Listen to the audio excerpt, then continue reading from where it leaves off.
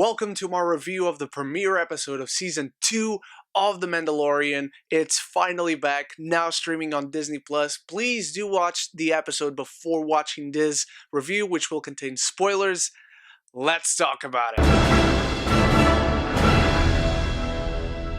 While searching for others of his kind, Mando sees himself forced to go back to Tatooine and goes to Mos Pelgo, a small village where there is said to be a Mandalorian. Now, if you guys saw my review for the first season last year, even though I didn't do episodic reviews, which I will be doing this year, you know how much I love that first season. I couldn't wait for the show to come back, seeing my favorite lone wolf and cub pairing on a Western show set in the Star Wars universe. And right from the get-go, this show and Mando himself don't waste any time. He tracks down this guy. He wants the information out of it. He is a badass fighting off multiple enemies, and he takes the information out, and then he leaves that guy to get eaten by these creatures in the dark, which, by the way, anyone else knew that there were graffiti in Star Wars? Because that's a new thing to me. And so he goes to Tatooine and meets up with Amy Sedaris' character from the last season, and so he goes to this village, which is out in the middle of nowhere, really small village. You can walk like 30 feet and you've crossed the entire village, and so he meets Cobb Vanth wearing the legendary Boba Fett armor, which I was like, oh, it's gonna be Boba Fett in there, but it's not actually Boba Fett, and it was. And that's something that this episode in particular does very well, directed by Jon Favreau, which we'll talk about his direction in a bit. But this episode, once again, picks a very classic plot and storyline in terms of structure, and then it does something really interesting with it. Mando wants Cobb Vanth's armor because he's not a Mandalorian. Maybe Mando knows who Boba Fett is, but there's no indication within the episode to give us that information, so maybe there's a mystery in that. Maybe he's never heard of Boba Fett.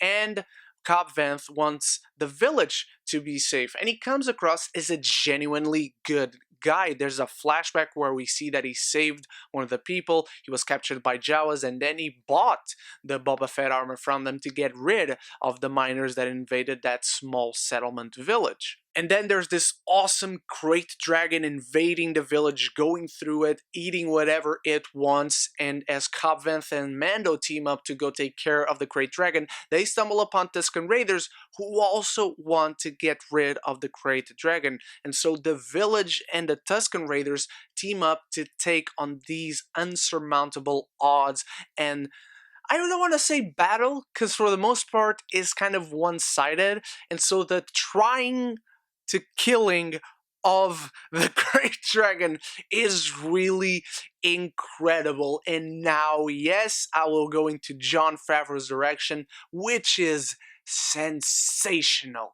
He's got these big sweeping wipes throughout this show. It looks so cinematic, tons of panning shots. The wipes, the transitions from shot to shot just feel very old school, like classic Star Wars, and they really fit. He's got a really good handle, not only on the look that this should have, not only in what is in camera, but how it is captured. Jon Favreau does an incredible job throughout this episode. It's one of the best directed episodes, maybe even the best directed episode, and one of my favorite episodes of the show overall. Granted, it's just the first episode of the second season, but a really great start that they eventually defeat the Krayt dragon, and Mando eventually grabs onto a bantha filled with explosive. He lets himself get swallowed by the Krayt dragon, and from within he explodes him, and it's an incredibly insane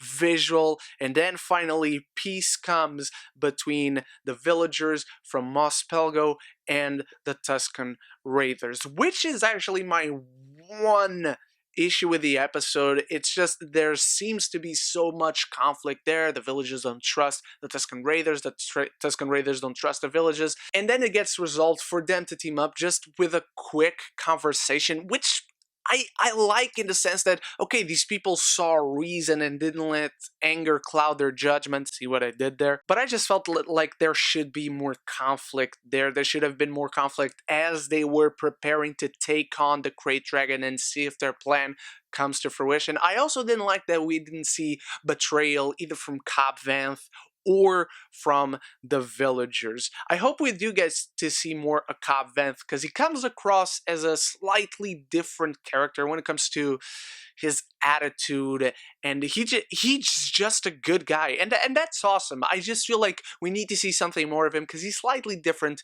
than he was in the books when he first showed up there, and we did see that he had the Boba Fett armor. And visually speaking, again, the episode does look so incredible. The visual effects are fantastic. They go back to Baby Yoda reacting to things throughout this episode, and it just melts your heart away. And Baby Yoda is so well done. Like, seriously, it looks like a real creature, like a real Baby Yoda is there and interacting with the environment and looking around, whether it's in Mando, the Tusken Raiders, the little dog slash armadillo things that the Tusken Raiders have. It just is, it's awesome, and it also melts you away. And then, of course, by the end, as they defeat the Great Dragon, peace has come to the villagers and the Tusken Raiders. Cobb Vanth gives the Boba Fett armor away. Mando takes it away. He goes back to where his ship is with Amy Sedaris' character, and high in the dunes, seeing Mando go by, we see him. He's alive, ladies and gentlemen. He's not wearing armor. He's armed from head to toe. We see Boba Fett, played by Tamora Morrison. One thing that I'm theorizing is that throughout this episode, he had his eyes on everything that is going on. For sure, he's gotta want his armor back, right? But I'm very interested to see how he's going to go about it. Is he going to try to reason with Mando since he is a Mandalorian as well, or is he going to pick a fight? Because he seemed like he was angry, he seemed like he was ready for a fight, and again, he's armed to the teeth. How he's been surviving, I hope not that we get an entire episode for that, but I do hope we get to see that in like half of an episode, 20 minutes of one episode. I just hope we get to see how he's been dealing with the loss of his armor and being alone in Tatooine.